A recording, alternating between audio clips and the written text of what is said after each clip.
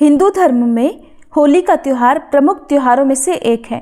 2 दिनों तक चलने वाले इस पर्व में पहले दिन होलिका दहन किया जाता है और अगले दिन रंग वाली होली खेली जाती है। हिंदू पंचांग के अनुसार फाल्गुन मास की पूर्णिमा तिथि को होलिका दहन किया जाता है, जिसे छोटी होली के नाम से भी जानते हैं, और होलिका दहन के ठीक अगले दिन रंग वाली होली मनाते हैं। और इस बार होलिका दहन के दिन भद्रा का साया, तो वहीं रंग वाली होली के दिन चंद्र ग्रहण लगने के कारण शुभ मुहूर्त को लेकर लोगों के बीच में असमंजस की स्थिति है। तो चलिए आपको बताते हैं होलिका दहन का शुभ मुहूर्त क्या रहेगा और रंग वाली होली के दिन कौन कौन से शुभ योग बन रहे हैं। चंद्र ग्रहण का समय कब से कब तक रहेगा।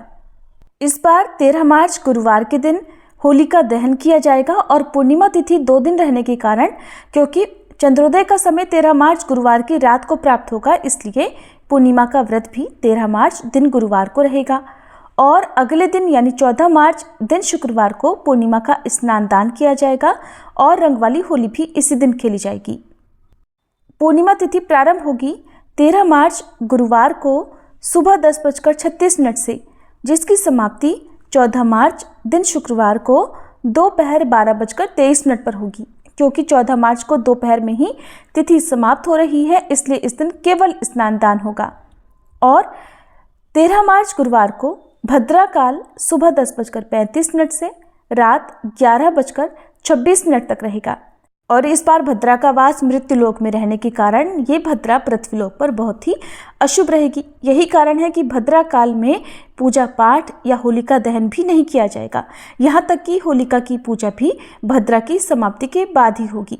और होलिका दहन का मुहूर्त 13 मार्च गुरुवार को रात 11:26 से 12:30 तक रहेगा। होलिका दहन के दिन यानी पूर्णिमा व्रत के दिन सूर्योदय सुबह 6:41 पर होगा, सूर्यास्त होगा शाम 6:31 पर। इस दिन ब्रह्म मुहूर्त सुबह 5:04 से 5:52 तक रहेगा। भद्रा काल जैसे कि आपको बता ही चुके हैं, सुबह 10:35 से रात 11:26 तक रहेगा। और राहु काल दोपहर 1:30 बजे से 3 बजे तक रहेगा। अब जानिए इस दिन के शुभ मुहूर्तों के बारे में। 13 मार्च गुरुवार के दिन प्रातःकाल पूजा का मुहूर्त सुबह 5:21 से 6:33 तक रहेगा।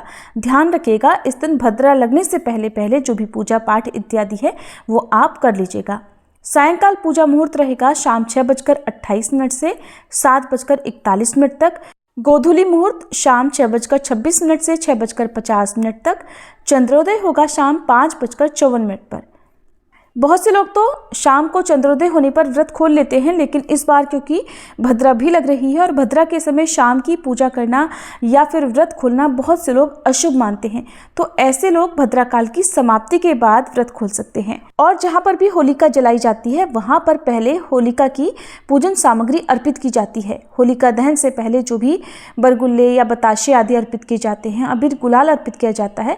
वैसे तो भद्रा काल की समाप्ति के बाद ही होलिका की पूजा करनी चाहिए। अगर आपके लिए बहुत ज़्यादा जरूरी हो तो भद्रा लगने से पहले पहले आप गुरुवार को सुबह सुबह ही होलिका की पूजा कर सकते हैं, फिर रात को शुभ मुहूर्त में होलिका दहन कर सकते हैं। और 14 मार्च शुक्रवार को यानी रंग वाली होली के दिन, जिस दिन पूर्णिमा का स्नान दान रहेगा, उस दिन प्रातःकाल पूजा मुहूर्त सुबह 5:20 से 6:32 तक रहेगा। इस समय आप स्नान भी कर सकते हैं। और अभिजीत मुहूर्त दोपहर 12:12 से 12:59 तक रहेगा। राहु काल सुबह 10:30 से दोपहर 12 बजे तक रहेगा। होलिका पूजन के समय सभी को 1 लोटा जल, कुमकुम, अक्षत, गंध, पुष्प, कच्चा सूत, गुड़, साबुत हल्दी, मूंग, बताशे, गुलाल और नारियल से पूजन करना चाहिए। सूर्यास्त के बाद जो भी शुभ मुहूर्त होता है, उस शुभ मुहूर्त में होलिका में अग्नि प्रज्वलित कर दी जाती है। और होलिका में अग्नि प्रज्वलित करने से पहले यानी होलिका दहन करने से पहले होलिका की पूजा की जाती है। जो होलिका रखी जाती है उसके चारों ओर कच्चे सूत को 5, 7 या 3 बार परिक्रमा करते हुए लपेटा जाता है। फिर लोटे का शुद्ध जल और अन्य पूजन की जो भी सामग्री होती है उन्हें एक एक करके होलिका को समर्पित किया जाता है।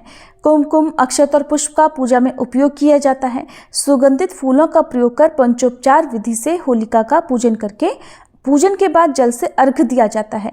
होलिका पूजन के समय अह कूटा भयत्रस्ते कृता त्वम होली बालिशः अतः स्वाम पूजिष्यामि भूति भूति प्रदायिनीम, इस मंत्र का उच्चारण करना चाहिए। होलिका में कुछ विशेष सामग्रियों की आहुति दी जाती है, जैसे कच्चे आम, नारियल, 7 तरह के धान्य यानी उड़द, गेहूं, मूंग, चना, जौ, चावल आदि। और इनके अलावा आप अबीर गुलाल भी होलिका में अर्पित करें। यदि आप अपने विरोधियों को शांत करना चाहते हो तो उनके नाम से लौंग का एक जूड़ा जलती हुई होलिका में प्रज्वलित करें। ऐसा करने से विरोधी शांत होते हैं और उनसे आपको किसी प्रकार का कोई भय नहीं रहता है। इस बार क्योंकि होलिका दहन के ठीक अगले दिन चंद्र ग्रहण भी लग रहा है, लेकिन क्योंकि ये ग्रहण विदेशों में दिखाई देगा, भारत में इसका कोई असर नहीं होगा, इसलिए आप पूजा पाठ या जो भी काम करना चाहते हो वो इस दिन कर सकते हैं। ध्यान रहे, होलिका दहन के बाद होलिका दहन की जो राख होती है उसे अपने घर में लाकर जरूर रखना चाहिए। सभी लोगों को अपने माथे पर तिलक लगाना चाहिए, इससे बुरी नज़र नहीं लगती है।